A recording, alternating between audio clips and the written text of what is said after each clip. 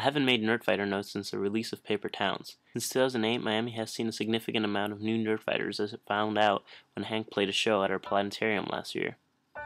In my opinion, finding a handwritten note from a stranger in a book is such a thrilling experience, and I wanted to share that with Nerdfighters locally and maybe even make some new Nerdfighters along the way.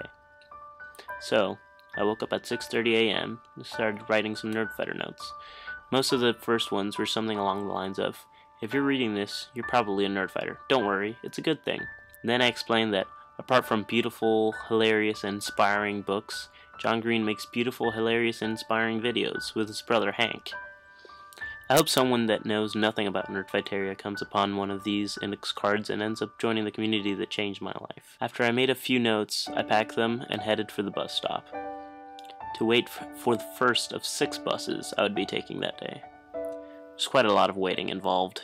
I'm usually worried I miss the bus until it gets there. Never on time. I was riding on the bus when I saw the sign dedicating a seat at the front of the bus to Rosa Parks. I see it every day, but The Fault in Our Stars made me view it in a completely new way. Rosa Parks has been remembered for decades, and will be for decades to come, for standing up for her beliefs, and she has this sign on a bus that most people see but don't really think about. The universe has been around for 14 billion years, and will be for billions more. Makes you think how much importance our lives can possibly have. But The Fault in Our Stars made me feel like it doesn't really matter if people remember your life after you're dead. It only matters that you lived, and your life is important to you, and your life is important to the people you influenced. Your life is not measured by whether or not you did something extraordinary, because life itself is an extraordinary phenomenon. This sign didn't provoke any deep insight, but it did provoke me to laugh out loud on a bus. Thought I'd leave a note on the bus too.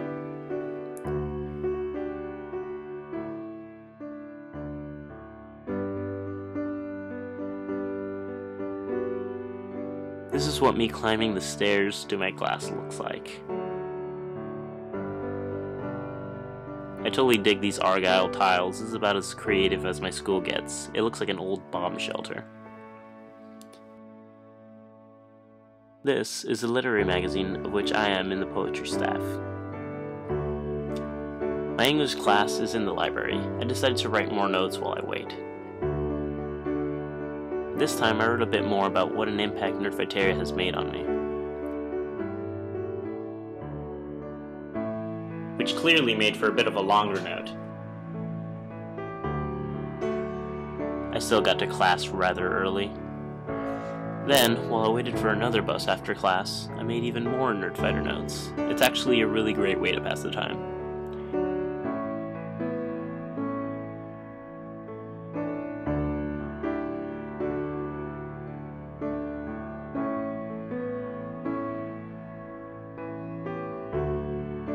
Ah yes, another bus. I was excited to see how many copies of The Fault in Our Stars there would be, and if I would catch any Hanklifish or Yetis. But mostly glad to see a new John Green book on the shelves.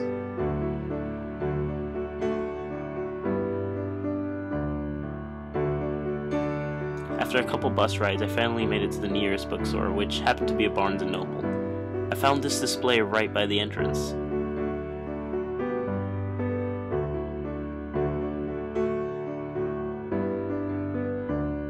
When I started placing my notes, I found that 18 of the books were not signed. John explained why in a Tumblr post at dft.ba/staycalm, and said how he can fix it if you got an unsigned book.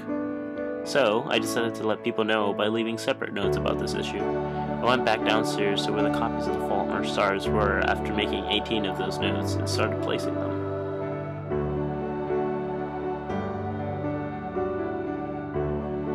Someone might even buy the book not knowing it was supposed to be signed and be happy to learn how to change that. Sorry this happened to John because he went through so much to sign 150,000 copies of his book, trying to ensure that everyone got a signed book.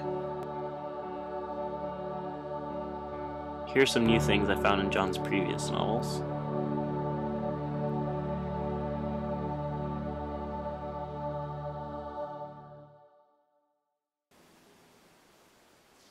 And here's my copy of The Fault in Our Stars.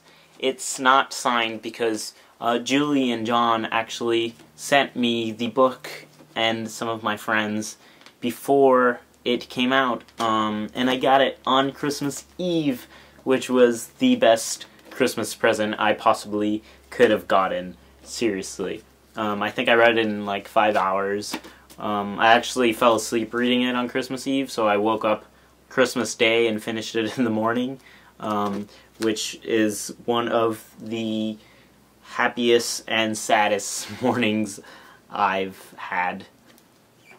I can't help but think that this is the best book that John Green has written to date, and I say that almost every single time that I read a book written by John Green, but this one is just absolutely brilliant, and I think the subject matter is just so much more deep than anything he's written about before. He always finds amazing insight into regular situations or into situations in which people can relate to. But I think the subject matter in The Fault in Our Stars is one that thankfully not many of the readers are going to be able to relate to, but in which they will still find amazing lessons for life and amazing thoughts that might have not crossed their minds before. It's easy to be cynical and think about the insignificance of human life amongst the rest of the universe, like I mentioned before, but this book does a very good job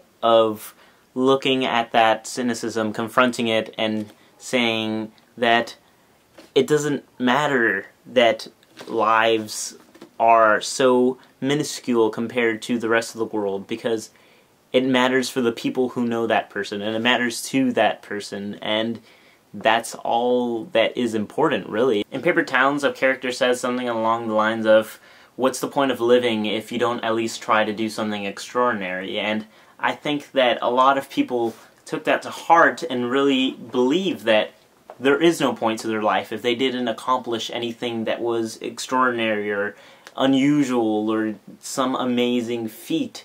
And I think that John really wanted people, Nerdfighters, all of his readers, to understand that they don't have to do something spectacular. They don't have to be something that they aren't, or try to be better than the rest of the world in order to give their life meaning. Which I think is a large reason why Hazel has this amazing philosophy, which just life itself is extraordinary, and you don't need to do anything else with life besides live it to the fullest to give your life any meaning, because life is whatever you make of it, not what other people make of it.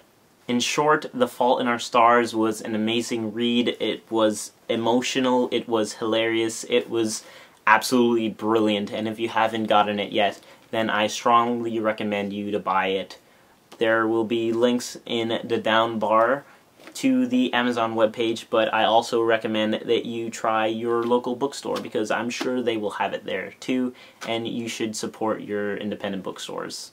Thank you for watching my video, and if you have any comments on The Fault in Our Stars, if you've already read it, or on what I said about it, then please let me know in the comments, and let's have a conversation about the book. Stay awesome.